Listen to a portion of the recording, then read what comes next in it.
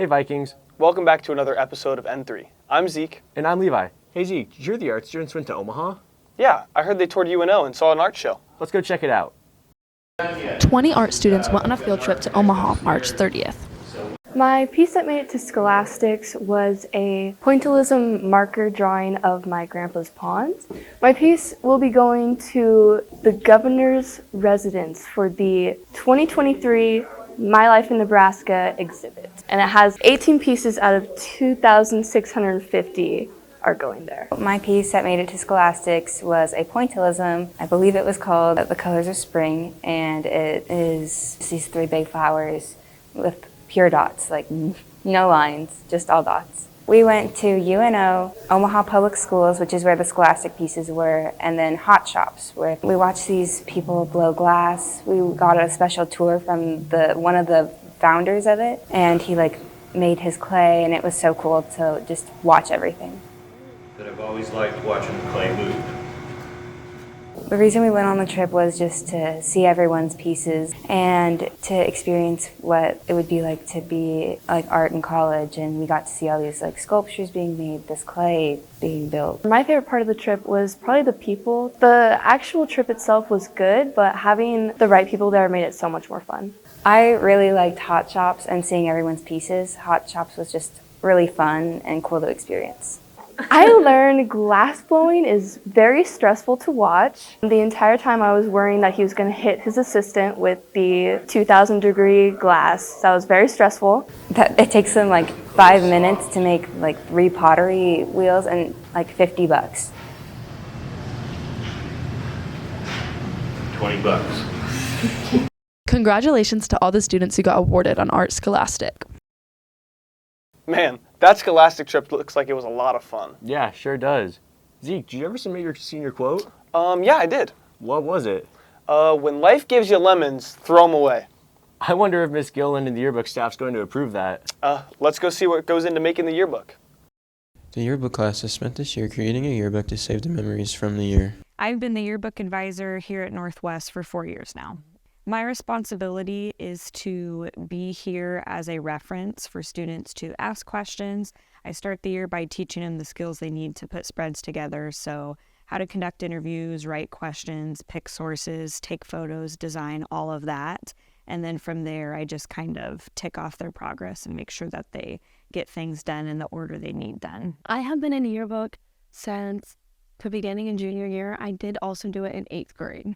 Our daily tasks really depend on what Ms. G tells us to do. Right now we've been working on senior tributes and the mugs, which are the portrait kind of pages.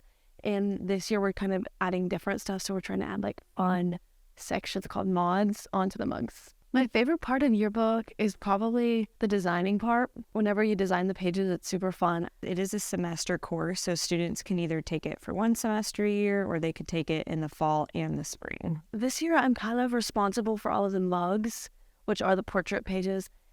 Sydney and I have also been working on the tributes, and we're kind of responsible for cleaning up what everyone else has done too and editing their pages and making them look pristine. We start the year learning the skills, and then after that is kind of like a content meeting where we decide these are the topics we want to cover. Those are usually student life spreads, things that change from year to year.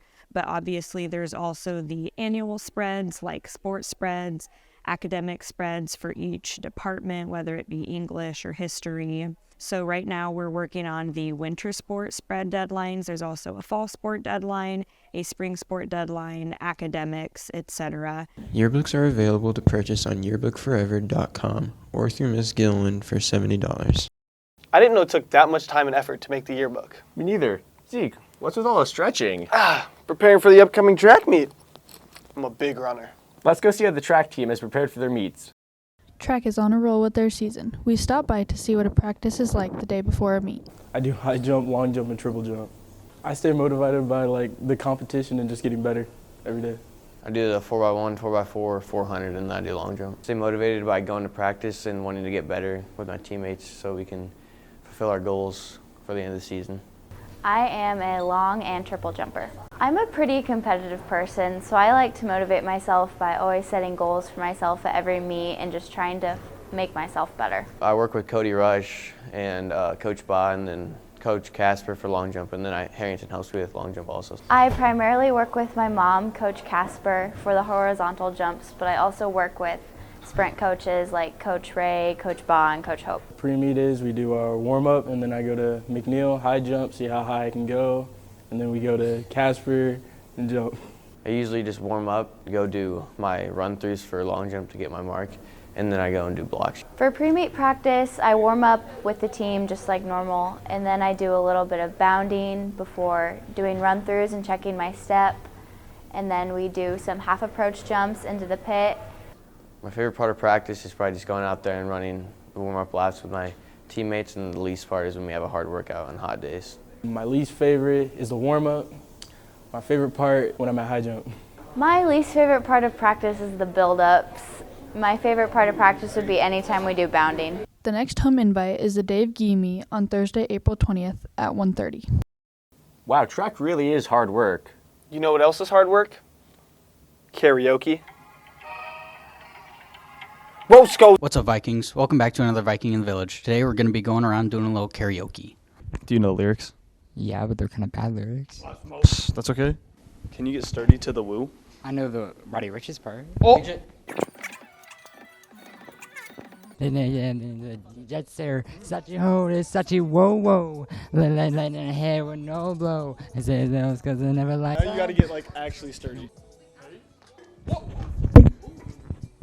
Oh, perfect timing. Oh my. Stop playing with them, Riley. You thought I was feeling you? Get sturdy. Bust a little boogie. All right, Cody.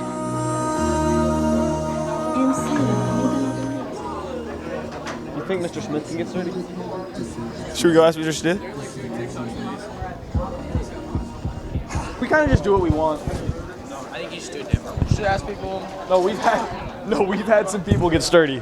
Do you ever feel like a plastic bag drifting through the wind, wanting to start again, caving in?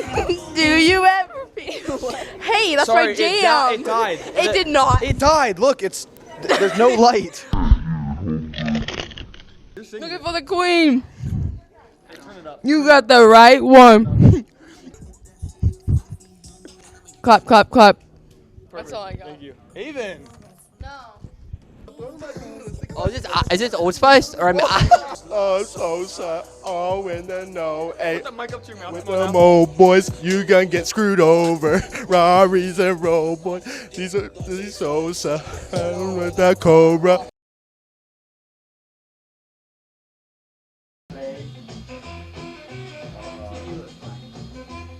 How is this okay very, very high? I know. Yeah. Now please slow me down. Vodka. What the fuck? I don't even know this song. Every day I wake up to brush my teeth. Gotta make sure I get the tongue. Because I don't want people saying my breath smells like buns. Wow, some students are really good at karaoke. Yeah. Braden, not so much. Well, that's it for this episode. I'm Levi. And I'm Zeke. See ya.